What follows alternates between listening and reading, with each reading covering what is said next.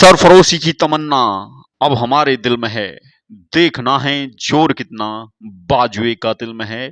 नमस्कार दोस्तों, स्वागत है आपका ज्ञान की चमक में और लेकर हाजिर हैं इंडियन हिस्ट्री से, भारतीय इतिहास से बहुत ही प्रमुख टॉपिक, भारत के शेर भगत सिंह के बारे में, जिन्होंने छोटी सी उम्र में इतना बड़ा काम किया कि शायद ही कोई कर पाए। और इनकी कहानी सुन करके ऐसा कोई हृदय नहीं होगा जो कांप ना उठा हो, जो डरा ना हो, जिसके दिल में इनके लिए प्यार ना उमड़ा हो। तो 28 सितंबर 1907 को इनका जन्म हुआ और 23 मार्च 1931 को इन्हें अंग्रेजी हुकूमत ने फांसी दे दी। 1919 को जलियांवाला बाग हत्याकांड से इनकी सोच में परिवर्तन हुआ और आजादी की लड़ाई में कूदने का इन्होंने निर्णय लिया। 17 दिसंबर 1918 को राजगुरु के संग लाहौर में जेपी सैंडर्स, जो कि अंग्रेजी सल्तनत के एसएसपी थे, कि इन्होंने हत्या की।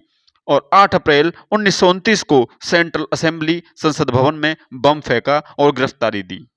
चाहते तो ये भाग सकते थे, लेकिन ये भागे नहीं, इन्होंने गिरफ्तारी दी और इंकलाब जिंदाबाद के नारे लगाए। जेल में 2 वर्ष रहे, ये जेल में 2 वर्ष रहे। और इनका एक लेख है जिसमें इन्होंने कहा है, मैं नास्तिक क्यों हूं। उस लेख का जो प्रस्तावित प्रारूप है वो मैं नास्तिक क्यों हूं।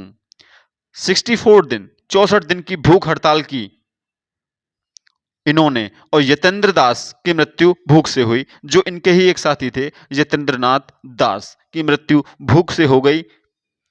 मदन मोहन गांधी जी जनता की ओर से, मदन मोहन मालवीय और गांधी जी और जनता की ओर से माफी की अपील वायसराय को दी गई, लेकिन वायसराय ने सभी अपीलें खारिज कर दी। लॉर्ड इरविन उस टाइम के वायसराय थे। इन्होंने ये सारी अपीलें जो जनता के द्वारा, मदन मोहन मालवीय के द्वारा और गांधी जी द्वारा दी गई, सबको खारिज कर दिया।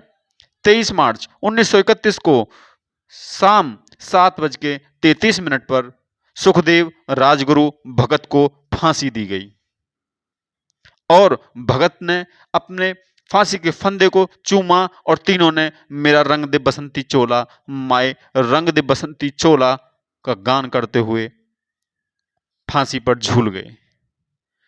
दोस्तों, धन्य है ऐसी जवानी और धन्य है उस मां की कोख जिसने इनको जन्म दिया और इतनी छोटी सी उम्र में इतना साहस जो पैदा किया, उसको बार बार नमन है, बार बार प्रणाम है। जय हिंद दोस्तों, आपका दिन शुभ हो।